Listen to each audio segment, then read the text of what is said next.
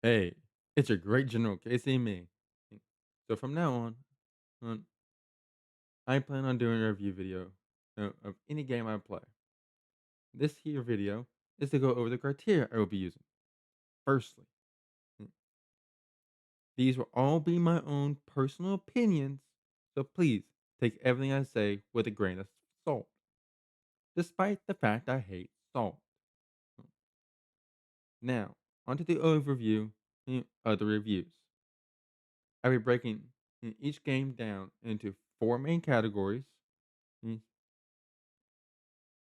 with each category starting out at a 5 out of 10, and but each individual score can go up or down mm, depending on a myriad of factors. But now, with that said, if it is a remake or remaster of a game, unless it was completely overhauled, I'll be mostly judging it on the time it originally came out, and not on current standards. Also, uh, I may make reference to a previous title if it is part of a series, and I'll try my best not to heavily compare them. And now at the end, mm, all the categories will be averaged together to get the final overall score. Those four main categories mm, are visuals and graphics, audio/soundtrack, mm, the story, and the gameplay. And yes, I know some parts can overlap with one another, but sometimes things are just worth reiterating.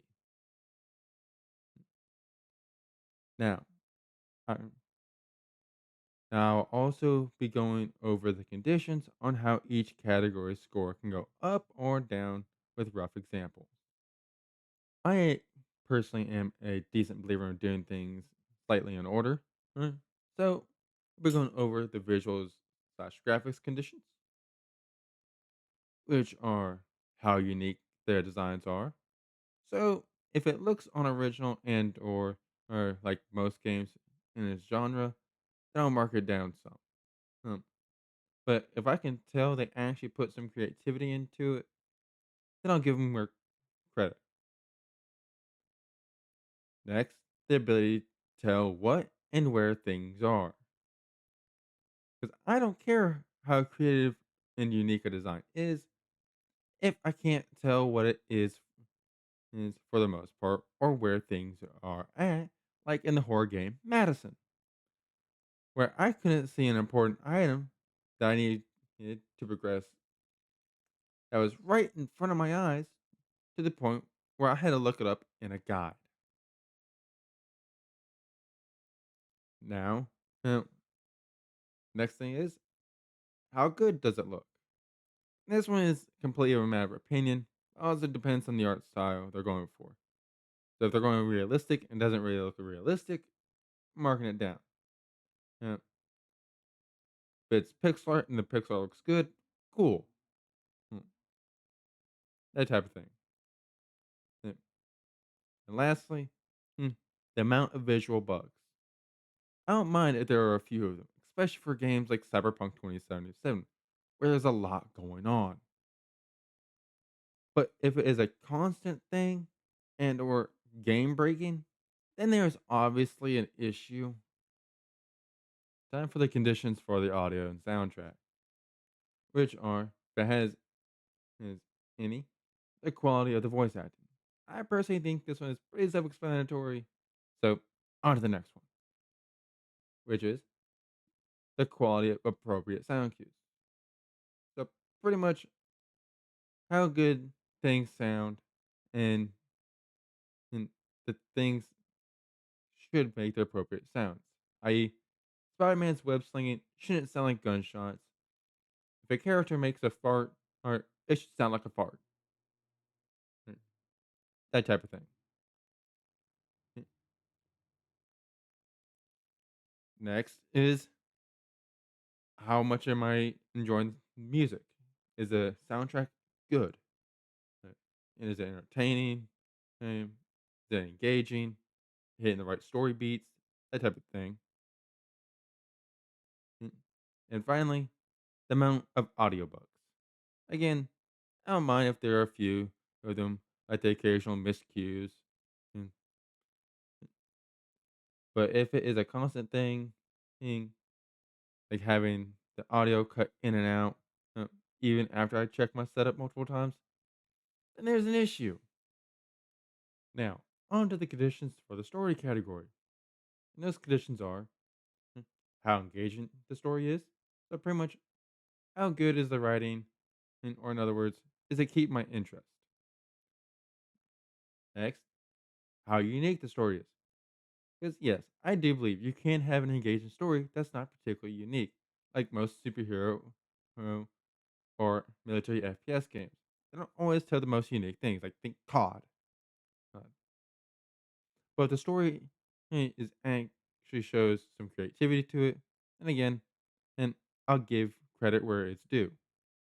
Hmm.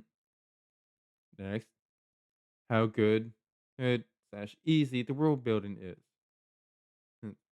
In other words, mm, is it like a FromSoft game where I had to dig into every item description to figure out what's going on throughout the world?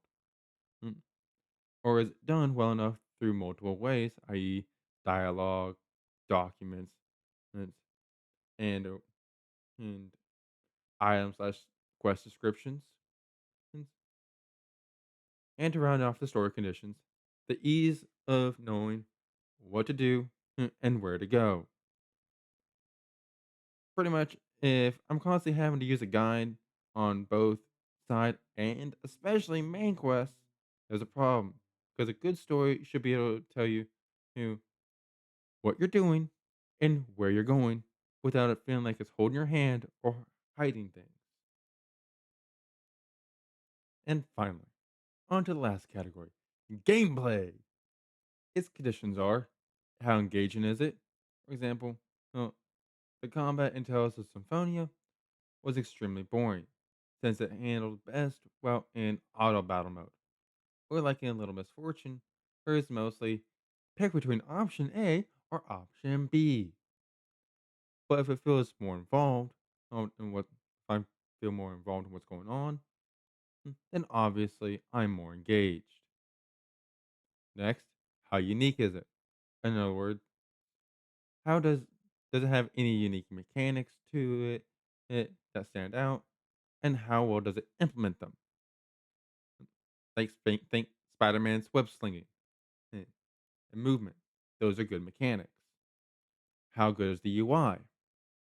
Eh, Pretty much, is it telling me all the relevant and useful information that I need in a nice, neat, and organized manner?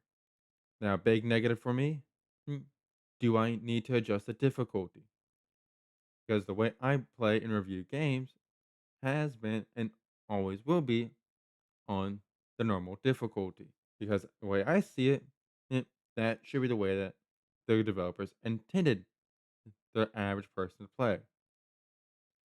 But if I have to adjust it for any reason, and or if I can't get past it, and, and I'm raging at the game, then the score will be marked down. And finally, the amount of bugs. I will reiterate, I don't mind if there are a few of them, like the occasional slight collision detection error, or or if something funny happens every once in a while.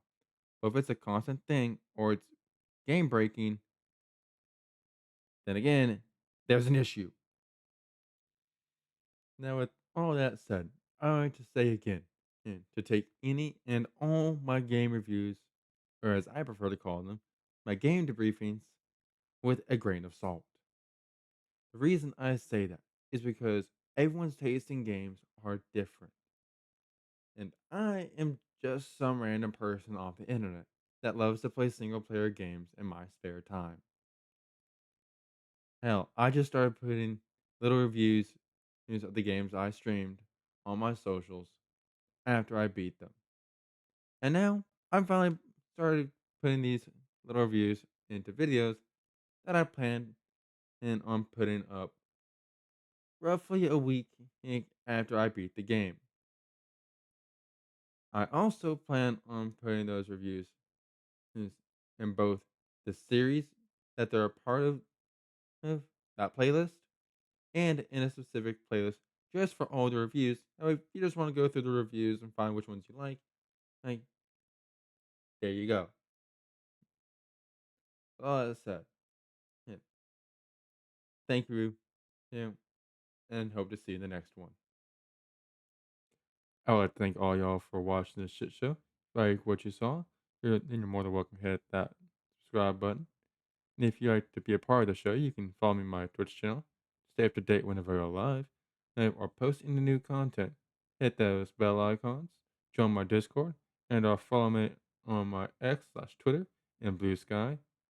I'm also sponsored by W Energy, which is a powdered energy drink company that doesn't leave you with any crashes or jitters. And let's not forget that it tastes good too. Here, if you'd like to save 10% off on your order, you can use my code KCMing10 at checkout. Save 10% off. Well, all the links will be in my link tree in the description. And finally, since I'm new to posting on here, if you want to give me any tips, be very much appreciated. With all that said, with much love to you, I hope to catch y'all later. Bye.